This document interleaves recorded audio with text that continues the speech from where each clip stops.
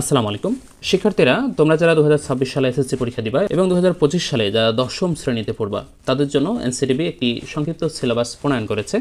আজকে আমি তোমাদের সাথে বাংলাদেশ ও বিশ্ব পরিচয় বিষয়ে এনসিটিবির প্রকাশ করা সেই সংক্ষিপ্ত সিলেবাস শেয়ার করব।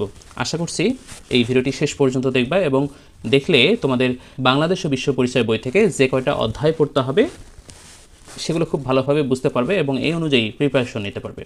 তাহলে তোমরা দেখতে পাচ্ছ যে 2026 সালে এসএসসি পরীক্ষার পুনর্বিন্যাসকৃত পাঠ্যসূচি। এখানে তোমাদের জন্য 100 নম্বরের পরীক্ষা অনুষ্ঠিত হবে, পুরোটাই লিখিত। এখানে ব্যবহারিক নম্বর থাকবে না, দেখো 00 দেওয়া হয়েছে, ব্যবহারিক নম্বর থাকবে না।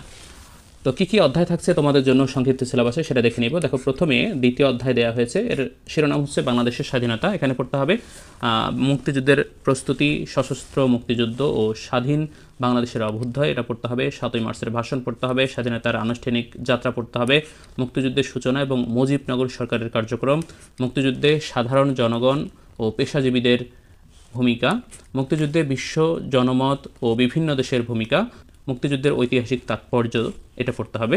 এরপরে পড়তে হবে তৃতীয় অধ্যায়। এই তৃতীয় অধ্যায় শিরোনাম হচ্ছে সৌরজগৎ ও ভূমণ্ডল। এখানে কী কী পড়তে হবে দেখো, সৌরজগৎ পড়তে হবে, পৃথিবীতে জীব বসবাসের কারণ, ভূ অভ্যন্তরের গঠন পড়তে হবে, বিশ্বের বিভিন্ন স্থানের সময় নির্ণয় পদ্ধতি পড়তে হবে, অক্ষরেখা, নিরক্ষরেখা এটা পড়তে হবে, দ্রাঘিমা রেখা পড়তে হবে, মূল মধ্যরেখা পড়তে হবে, স্থানীয় সময় ও প্রমাণ সময় পড়তে হবে, আন্তর্জাতিক তারিখ রেখা পড়তে হবে, সময় নির্ণয়ের ক্ষেত্রে কাল্পনিক রেখার ভূমিকা এটা পড়তে হবে, পৃথিবীর গতি, এগুলো তৃতীয় অধ্যায় থেকে পড়তে হবে।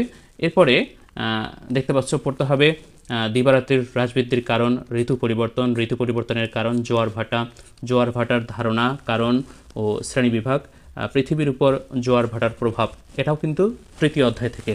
এরপরে দেখতে পাচ্ছ ষষ্ঠ অধ্যায় দেওয়া হয়েছে, রাষ্ট্র, নাগরিকতা ও আইন, এই শিরোনামে এই ষষ্ঠ অধ্যায়টা।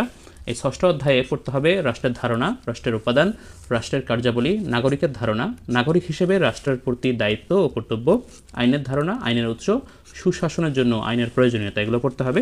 এরপরে দশম অধ্যায়। এই দশম অধ্যায়ে শিরোনাম হচ্ছে জাতীয় সম্পদ ও অর্থনৈতিক ব্যবস্থা। এখানে পড়তে হবে জাতীয় সম্পদের ধারণা, সম্পদের শ্রেণীবিভাগ, জাতীয় সম্পদের উৎস।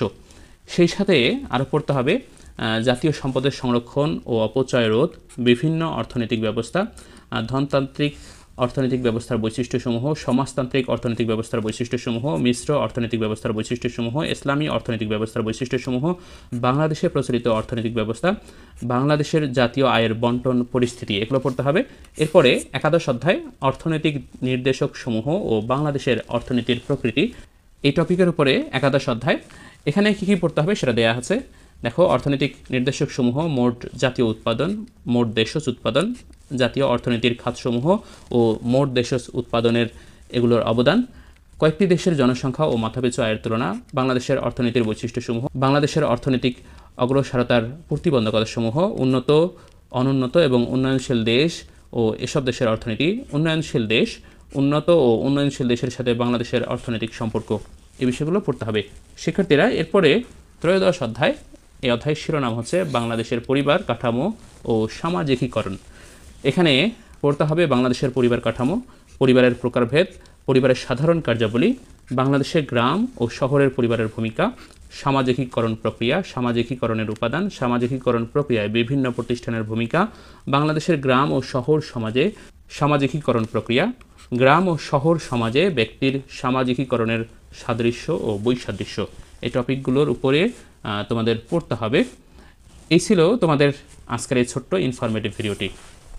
আশা করছি এই গুরুত্বপূর্ণ ভিডিওটি তোমাদের অনেক ভালো লেগেছে এবং উপকারে এসেছে। যদি ভালো লাগে তাহলে অবশ্যই চ্যানেলটি সাবস্ক্রাইব করে পাশের বেল বাটনটিকে অন করে দিবা, যাতে পরবর্তী ভিডিও আপলোড দেওয়ার সাথে সাথে তার নোটিফিকেশন তুমি সবার আগে পেয়ে যাও। প্রিয় শিক্ষার্থীরা, আমাদের এই চ্যানেলে তোমাদের গণিত এবং উচ্চতর গণিতের নিয়মিত ভিডিওগুলো আপলোড করা হবে অতি শীঘ্রই এই শর্ট সিলেবাসের উপর ভিত্তি করে। তাই এখনই চ্যানেলটি সাবস্ক্রাইব করে পাশের বেল বাটনটিকে অন করে দিবা, যাতে পরবর্তী ভিডিও আপলোড দেওয়ার সাথে সাথে তার নোটিফিকেশন তুমি সবার আগে পেয়ে যাও। শিক্ষার্থীরা, আজকে বিদায় নিচ্ছি, দেখা হবে পরবর্তী ভিডিওতে। সে পর্যন্ত তোমরা সবাই ভালো থাকো, সুস্থ থাকো। আল্লাহ হাফেজ।